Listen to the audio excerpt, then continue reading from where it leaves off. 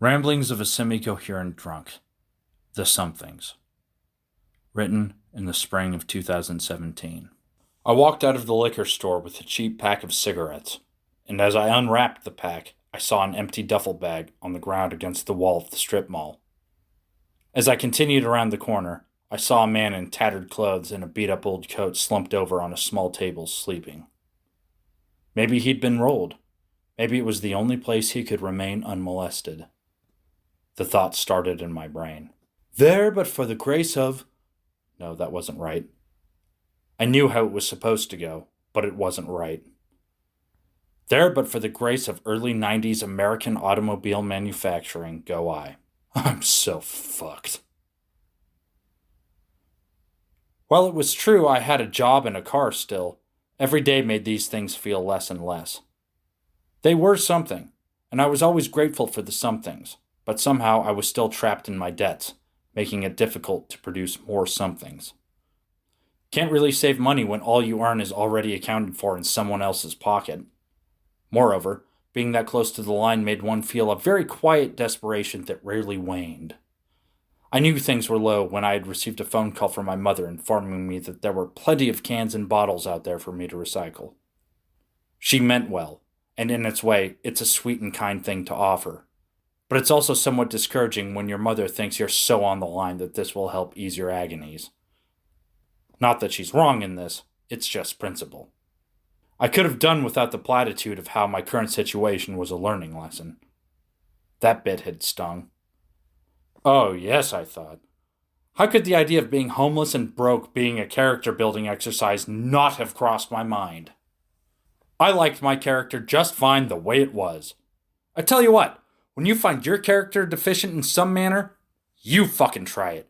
And don't you dare come bitching to me about how foreseeably and unforeseeably shitty it is. Leave my soul the fuck out of it, please. You want character building? Let me lay it out for you. I had made friends with a bartender about a month back. One particular night, she had invited me over and was mortified to discover that I had been living in my car. She told me to stay with her.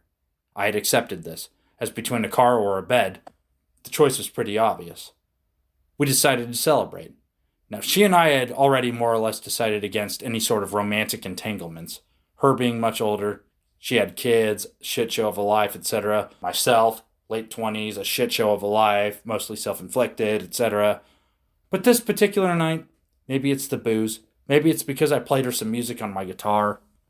I often feel I have so little, but playing music is one thing I'm alright at. It's nice to play for someone who enjoys hearing it. Whatever the reason, we make out on our porch. I could feel her longing, and I no longer noticed mine. It was so nice to feel desired, and to have my own desire slated. When we make it to her bedroom, she explicitly tells me, no sex. Sex always changes things, and I'm not what you're looking for anyways.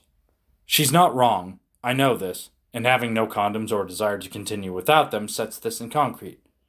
But this, she continues as she kisses my neck, this is just fine. I fall asleep shortly after. This is the first time I have slept in a bed in months. I wake up the next morning and she's already up and taking a shower. I have a cup of coffee and a cigarette. When she's done, we say goodbye and go to our respective jobs. My job was the sort where you stayed until it was done, and what needed to be done changed from day to day. This made my hours somewhat schizophrenic, so later that day I called her to give her an estimate of when I'd be home. All right, she says. I may have some company this evening. Somehow, without further explanation, I knew precisely what this meant. As the rock sank down in my gut, I ignored the thought, continuing on with my work. By 10:30 p.m., I was on the road, and 40 minutes later, I was at her place. There was a car in the driveway I didn't recognize, and peculiarly, a dog in the back seat. I walked in the house, and her roommate, a 60-year-old barfly, was sitting in the living room watching television. We both greet each other, and I retire to a rocking chair in the corner. A beer and a book to read. Good enough for me. Within 20 minutes, the old man is snoring, his show over, and the TV grows silent. As I turn the pages, I can hear the moans of ecstasy coming from her room. It becomes all too clear what is happening here. I sip my beer as my stomach knots and an all too familiar feeling of heartache and dejection wash over me. I get another beer, open a fresh pack of cigarettes, put on my coat, and go sit outside, hoping to protect myself from these intrusive sounds. I smoke as I stare up to the sky, trying to come to terms with an existence that is by now feeling very shoddy at best. Maybe because we agreed that a relationship wasn't in the cards for us. Maybe because she generously offered me a place to exist. Maybe both of these things somehow makes this okay. It really doesn't. Somehow instinct and experience tell me that this isn't so. Always the rolled, never the roller. Even that isn't true. Why is it like this? Why does it always seem to be this way? Then I realize it has always been that way. It was the same with my ex-fiancée. I went out and toiled the 60-plus hour work week so she could go out and live her life and do her things. All that time and effort and money spent ostensibly trying to make our lives better. She had the freedom, I had the slavery, and while she went out, got drunk and fucked other guys, I toiled in ignorance and stupidity, and when this ceased to toe the line for her, she was gone, returning only when in an emotional need. Nothing had changed. I had revved up the bartender only to be told, "No!" while she had some other fellow in mind to finish the job. That's a very depressing thought, to know that you have struggled in abject misery for a very long time and still be right back where you were before. That's your fucking character building. Maybe it's worth it.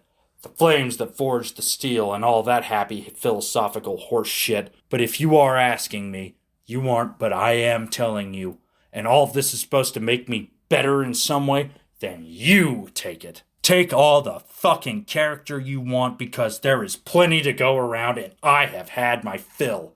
More than my fill if you ask me. You aren't, but I am telling you.